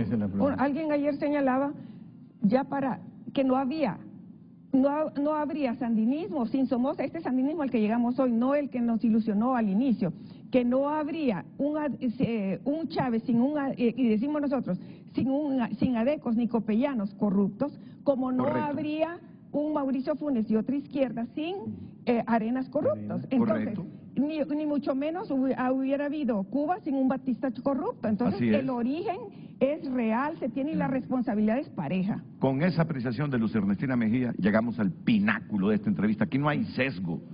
Aquí no hay sesgo ni prejuicios ideológicos. Solo queremos lo mejor para Honduras, las cosas libertad, son como son. Terminemos, por democracia. favor, Lucecita Madrid, sí, con unos 2, 3 mensajes más y vamos a la pausa inmediatamente. Opina otro televidente, la diferencia es, la izquierda en su mayoría son ambiciosos y no preparados.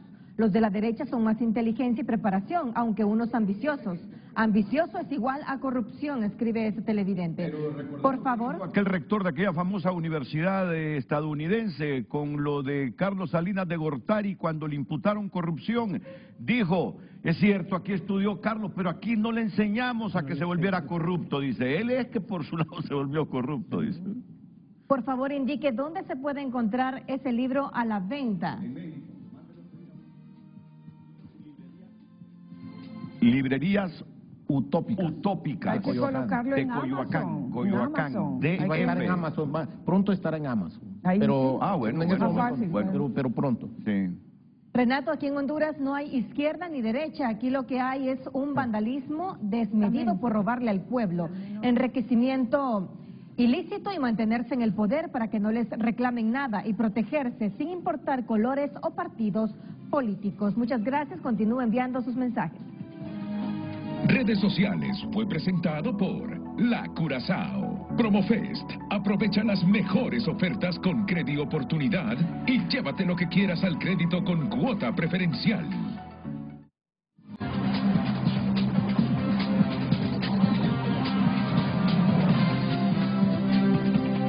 Hoy en tu nota es presentada por Farmafácil. Recetas para cumplir tus metas. Por la compra de 1000 empiras en nuestras sucursales, obtienes un boleto digital y participas para ganar. Farmafácil. Bienestar a tu alcance. Miren, me está contando algo en este momento Víctor, de Mauricio Funes, que le va a impactar. Después de que salgamos de tunota.com, que destaca ahora mismo que el 911 instalará 5000 cámaras en 120 municipios y en fronteras con Nicaragua. Y que los empleados públicos de Honduras están exigiendo de aumento 5000 empiras. Y que el sindicato del Hospital Escuela, hay varias asociaciones sindicales, pida intervención urgente por...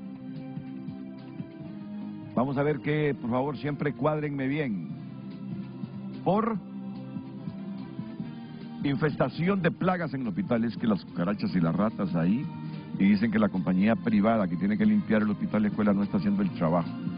Pero el sindicato está denunciando que no puede ser que este heroico hospital, que fue diseñado en los 70 para tantos partos al año, para tantas consultas externas al año, para tantas intervenciones quirúrgicas al año, hemos sextuplicado las labores del Hospital Escuela ante el crecimiento de la demanda sanitaria.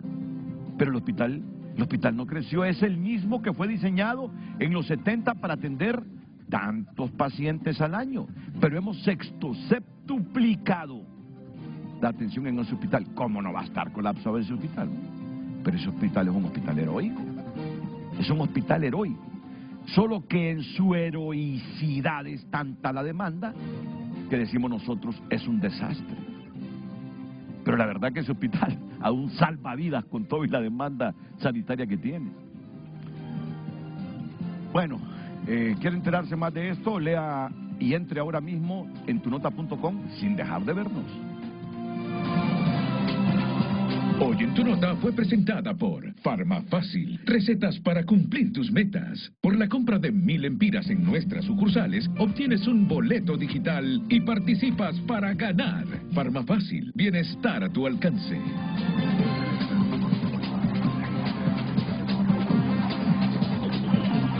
Opina un televidente, lo que tenemos que darnos cuenta es que hoy por hoy a este paso será una lucha entre izquierda y derecha, si dejamos continuar esto. Y lo único que nos puede ayudar es unirnos por Honduras y no por partido político, si amamos a nuestra Honduras. A todos los hondureños que analicemos nuestro voto, que miremos a nuestro alrededor y pensemos en nuestros hijos hacia el futuro. Muchas bendiciones, compatriotas. Recuerden analizar su voto. Renato, estoy en la frontera de Panamá y Colombia mirando el debate. La izquierda habla tanto de los empresarios, pero lo que tienen es envidia por ellos. No los están haciendo. Lo que tiene es envidia por ellos, no lo están haciendo. Solo miren el ejemplo en Cuba y Venezuela. Ahora los empresarios son los Castro, los Chávez y Maduro. Escribe ese televidente. Vamos a ver más opiniones. El cúmulo de hechos negativos de los gobiernos anteriores ha provocado que el pueblo los rechace.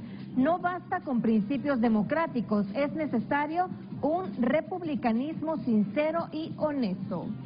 Más opiniones, todas las conquistas sociales de todo el planeta son de los ñángaras. Dígame qué ha hecho la derecha narco corrupta. La utopía, vamos a ver arriba, es el mismo mensaje. La utopía de la derecha e izquierda se pervirtió en América Latina. Hablemos de esta corrupta clase política que por años ha desangrado los países, fracasados, mentirosos y con miedo al esconderse en religiones. Nos comparten esta imagen, sin golpes en la lengua, que esta es nuestra razón de vivir. Está buenísimo, está buenísimo. Buen día, lo que hay en nuestro país es maldad, ya sea derecha o izquierda, inteligentes o tontos. Lo que les interesa es obtener dinero sin importar el cómo, y esto es corrupción, escriben los televidentes.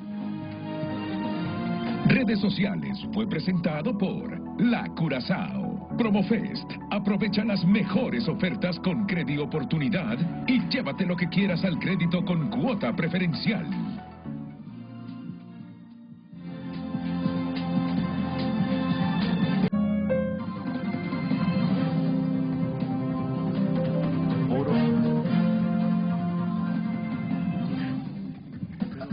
Podría decir, Renato se ha vuelto vicioso porque de vez en cuando se echa un puro. Cuando me fumo el puro a la mitad, yo ya veo todo color de rosa. Así es la verdad. A saber qué puro está fumando. No, ¿sabes qué pasa? Que es un organismo limpio. Yo nunca había fumado, es un organismo No limpio. quedó Entonces, claro qué puro se fumó. Sí, cuando empiezo a fumar puro, de repente siento que a la mitad ya todo lo veo divino. Sí, que relaja, claro. Me dice don Carlos H. Reyes. Víctor no tiene idea de quién es Carlos H. Reyes en Honduras. Una figura altamente respetada. Sí. Y voy a comentar algo. O escuché al doctor Vinelli, yo lo escuché, un banquero por excelencia ejemplar, calificar a Carlos H. Reyes como un hombre incorruptible. Wow. Así. Y eso es Carlos H. Reyes, un verdadero referente de una izquierda creíble. Es un histórico de los sindicatos Dirigente del sindicato. de la cerveza, de la industria de la bebida y similares, Carlos H. Reyes. Bueno, primero me dice que por hackeo le cambiaron el número de teléfono y que el nuevo de última hora es 33 106 302, y en efecto, sí, yo no sabía que este mensaje era de Carlos H. Reyes, y me pide que le dé este mensaje. Prepárate. No sé. Prepárate si quieres responder. También, y tengo un buen criterio de eso. Bueno, perfecto. Dice, toda revolución genera la contrarrevolución. Después de la Revolución Francesa contra el feudalismo que triunfó, en todas las revoluciones contra el capitalismo, la contrarrevolución ha sido más fuerte y ha triunfado o neutralizado la revolución. Históricamente la burguesía revolucionaria se ubicó en la Iluminación, Francisco Morazán. La burguesía conciliadora se ubicó en el liberalismo, pero la necesidad de la revolución no se agota en un capitalismo que tiene a la humanidad en la peor tragedia de su historia. Interesante. ¿Sí?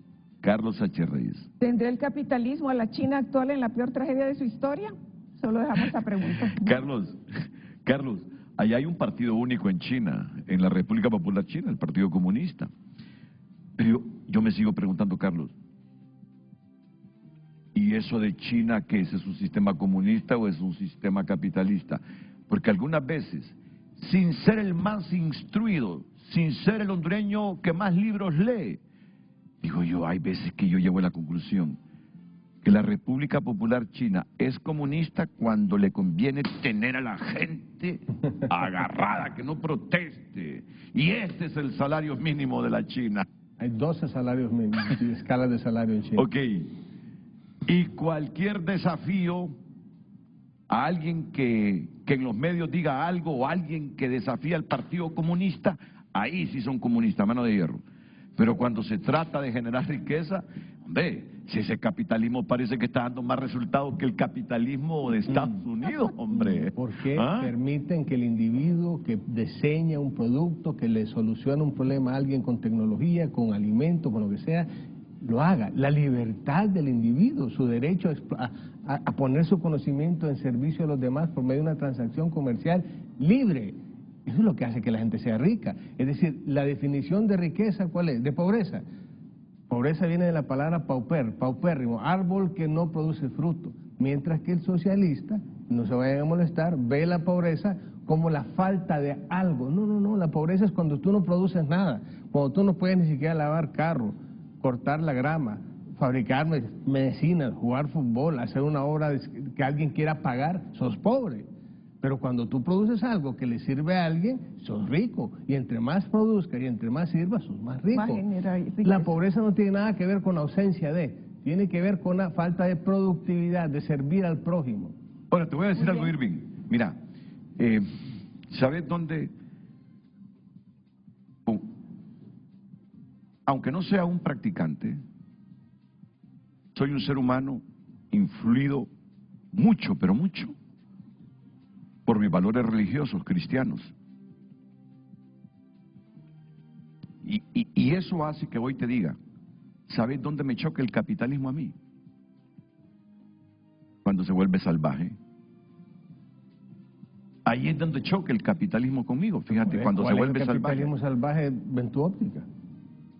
O sea, no, la pregunta tuya está buena, excelente, y Renato, ¿pero qué entendés por capitalismo salvaje? El monopolio, básicamente cuando una persona no le permiten que haya competencia y le protegen su mercado, eso ya es un monopolio. Pero ahí es que lesionan las libertades de los otros. Ahí es lo que nosotros. Y para eso hay ley, está la ley de competencia, hay varios marcos legales que si no los aplicas también ya es problema de Estado. Pero el capitalismo salvaje se frena con la competencia. Si tú tienes un monopolio, pues puedes hacer lo que querrás, pero cuando viene la competencia te quita el mercado, te quita las ventas y tienes que dar un mejor producto y un mejor servicio. Ya ve que los libertarios tienen respuesta para todo también. ¿Quién le ha dicho usted que no? Y al final todo es la libertad del individuo. Cuando tú compras un producto, estás haciendo a ese productor más rico. Y es una elección democrática. Tú ves una pasta de tomate, tú ves una pelota de fútbol, tú ves un carro y tú dices, ¿a quién voy a beneficiar? Voy a beneficiar el carro al Toyota, voy a beneficiar a Samsung, voy a beneficiar la pasta de tomateísimo, voy a beneficiar... Es una elección democrática, así que el capitalismo, el liberalismo, es la democracia más pura, es el poder de elección lo que tú quieres. La libertad para elegir. Voy a aprovechar para decirle a Irving lo que pienso que ha producido también el fenómeno libertario. En esa ecuación que he propuesto para los lectores, ¿dónde coloco el experimento de Milei? Yo lo coloco en la derecha autoritaria. Porque por el talante caudillista, personalista, centrado en la figura, delirante por algunos, fascinante para otros, pero ahí en esta ecuación no queda en la derecha democrática, igual que Bukele. No caen en esta propuesta para interpretar dónde colocar a cada una de estas opciones. ¿Qué ocurrió? Íbamos a contar la anécdota con Mauricio. Con Mauricio Funes. Porque yo me acuerdo... Ya bien resumida, porque ya van a ser las 9. Renato es un periodista que ha construido una audiencia, un trabajo como lo hizo Mauricio. Lo voy a decir en un minuto. Los que tienen en la mente al presidente olvidan que fue un periodista que se levantaba todos los días a las 4 de la mañana a tener programas como este, donde entrevistó a todo el horizonte ideológico de todo el espectro político salvadoreño, al corresponsal de CNN, al periodista que era agudo en las mañanas, en las noches, que estaba ahí. Yo le pregunté a Renato a qué hora se acostaba, y me dice, bueno, después de mi programa nocturno. Entonces la gente no duerme. Ese esfuerzo es lo que se ha olvidado. 2:30, 1 de la mañana, sí.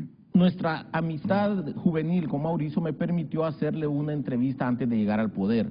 Él me dijo, manejando él solo su camioneta que le gustaba, iba mi esposa, él y yo, los tres nada más, en un evento, y me dice, yo quiero construir una izquierda democrática, moderna y moderada.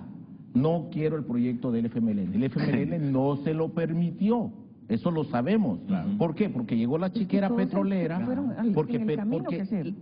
Si la izquierda bolivariana dice que lo que pasa por América Latina, recorre América Latina, es la espada de Bolívar, creo que también hay que mencionar que lo que ha recorrido es la chequera petrolera también. Ni más ni menos. Y esa chequera petrolera es la que generó estos episodios de corrupción. Así se corrompió el FMLN. Y también hoy sabemos por investigaciones periodísticas que alguna parte de esos subsidios venezolanos llegaron a la primera campaña de Nayib Bukele. Ustedes son vecinos de ese mi querido país y es bueno que se sepa. Hasta ahí lo dejo. Muy bien, tú querías dar un mensaje final, me dijiste, y lo dio. Pero si es un mensaje final, quiero dejar una idea simple. Perdón. Sí. Hay una palabra que ha estado ausente de este debate, que se llama reconciliación. Porque el contraste con la división es la reconciliación. Nuestras sociedades necesitan reconciliación. Es imperativo que los recursos tan exiguos que tienen se converjan en un esfuerzo nacional. La división lo que hace es desperdiciar, abolir una gran cantidad de escaso talento. No estoy hablando de economía nada más, sino personas, individuos que han tenido la capacidad de aportar a su país, quedan excluidas del horizonte. ¿Por qué?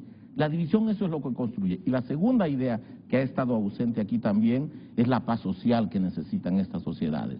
Estas sociedades están cansadas de la violencia social, necesitan paz social y reconciliación. Esa es, digamos, la idea que me gustaría dejar al final del programa. Muchas gracias, Víctor. A quienes llegaron hasta este punto. Víctor Flores García. Irving. Pues mi mensaje sería que vamos a un proceso de elecciones internas, a un proceso de elecciones generales. Hay que votar por quienes no han estado en la palestra de gobierno en los últimos 15 a 20 años. Hay que votar por quienes no, por quienes no han estado. Si ocupamos cambiar la clase política, no puede ser que votemos por, no quiero personalizar, pero por la esposa de un narcotraficante que está preso en Nueva York. ¿Cómo vas a creer? Eso es una locura. ¿Cómo vas a votar por alguien que destruyó la institucionalidad? Alguien que está vinculado con el narcotráfico. ¿Cómo vas a votar por alguien así? Por Dios, hay que cambiar la clase política, hay que elegir bien los alcaldes, hay que elegir bien los diputados y el presidente. Y entre menos haya estado vinculado con el pasado imperfecto que tenemos, más posibilidad tenemos de reconciliación. Claro, viene un periodo turbulento. Yo no creo que va a haber una sisi, pero los norteamericanos no se van a quedar callados. Es decir, algo va a pasar, van a haber más solicitudes de extradición y que se los lleven a todos. Ok. Bueno, miren, así es, Irving. Si la izquierda se ofendió por algún criterio de Irving, la derecha se superofendió también por el otro criterio. Así es, Irving. Abogada Luz Ernestina Mejía. El compromiso que queda una vez más expuesto en todos los que estamos aquí es nuestra identificación con las libertades públicas, con los derechos fundamentales y con la democracia en nuestro país. Eso es definitivamente por lo que tenemos que luchar y por lo que debemos acudir a votar, no con el fin de quitar o de erradicar personas, sino prácticas, conductas que son los que nos tienen en esto. Fundamentalmente la reconciliación y esa paz social, doctor Flores, que tanto agradecemos el aporte que ha hecho con su libro, pasa por no perdonar ni tolerar más actos de corrupción ni más impunidad.